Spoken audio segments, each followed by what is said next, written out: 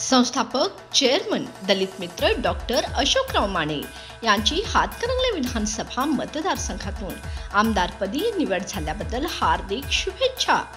शुभेच्छुक समाजभूषण अनिलराव कांबळे मानगावकर, संस्थापक, vice chairman, सर्व संचालक मंडळ, सेवक व सभासद, देशभक्त रत्नापन्ना कुंभार, शिरोळ मागासवर्गीय सहकारी सूतगिरणी लिमिटेड, जयसिंगपूर.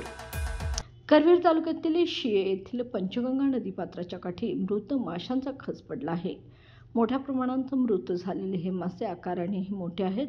मृत माशांमुळे नदी परिसरात दुर्गंधी पसरली असून नदी प्रदूषणाचा मुद्दा पुन्हा एकदा चर्चेत आला आहे.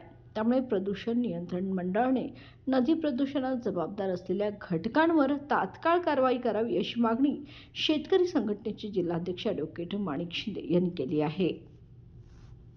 नमस्कार, मी ॲडव्होकेट माणिक शिंदे, कोल्हापूर जिल्हा शेतकरी संघटना अध्यक्ष. माने तो मैं गंगा माऊ, ना माने तो बहता पाणी, अशा 7 शब्दात आपण नदीमातेचं वर्णन करतो. पण हीच नदीमाता आपण सगळीजण खराब करतो आणि दूषित करतो आणि त्याचे परिणाम यांना भोगावे लागत आहेत. मी सध्या शिये तालुका करवीर जिल्हा कोल्हापूर गावच्या पंचगंगा नदीच्या किनाऱ्याला आहे आणि येथील पाणी हे अत्यंत दूषित आणि खराब झालेलं आहे आणि त्यामुळं हे मासं मृत झालेले आहेत आणि असाच माशांचा खच या नदीकिनारी पडलेला आहे. प्रदूषण अधिकारी काय करतात? ऑफिसमध्ये बसतात, महिन्याचा पगार घेतात आणि ऐशोआरामात जीवन जगतात. पण तुमची जबाबदारी नाही का की पंचगंगा नदी कुणी प्रदूषित केली, कोण प्रदूषित करतं आहे आणि त्यांच्यावर काय कारवाई केली पाहिजे, ही तुमची जबाबदारी नाही का? सगळं काय आम्ही नागरिकांनीच दाखवायचं काय तुम्हाला? तुमची लोकं का फिरत नाही सगळीकडं? माझ्यासारखा माणूस आज नदी किनाऱ्याला फिरतोय, पण तुम्ही काय करताय ही गोष्ट तुम्हाला दिसायला पाहिजे होती आणि तुम्ही त्यांच्यावर कारवाई करायला पाहिजे होती. पण तुम्ही कारवाई तर केली नाहीच. उलट महिन्याचा पगार घेऊन तुम्ही ऐशोआरामात जीवन जगत आहात.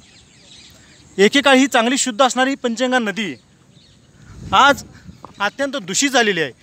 आम्ही लहान असताना या नदीचं पाणी पित होतो, पण आज आम्हाला प्यायचं सोडाच, ह्या माशांनासुद्धा आज जीवन जगायचं अवघड झालं आहे. त्यांना श्वास घ्यायचा अवघड झालं आहे. संपूर्ण ऑक्सिजन या पाण्यातला संपला आणि कुणी नदी प्रदूषित केली, त्यांच्यावर तुम्ही काय कारवाई केली हे प्रदूषण अधिकाऱ्यांनी सांगावं. लवकरात लवकर याची चौकशी झाली पाहिजे आणि आता तुमच्या ऑफिसमध्ये हे मृत मासे आणून टाकल्याशिवाय राहणार नाही. केवढ्या मोठ्या प्रमाणात इथं खच पडलेला आहे. आपण सगळीजण बघताय की किती मोठ्या प्रमाणात हे मासा आहेत. किती मोठा मासा हो, असे एक नाहीत, किती किती मासे आहेत असे. हे मासे तुमच्या ऑफिसमध्ये आणून टाकायला पाहिजेत. करताय का तिथं बसून? लवकरात लवकर कारवाई करा, अन्यथा आंदोलनाला सामोरे जावा. बाळ, फ्रीजमधून श्रीखंड काढ ना. आम्ही पूर्वी घरीच बनवायचो श्रीखंड, त्याची चवच वेगळी होती. आता काय सगळं रेडीमेड. आजी, हे श्रीखंड खाऊन बघ.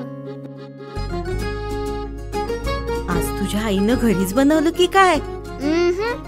हे आहे गोकुळचं श्रीखंड. अगदी जिभेवर रेंगाळणार. जिभेवरच नाही तर मनावरही रेंगाळणार. गोकुळ श्रीखंड, मनावर रेंगाळणार.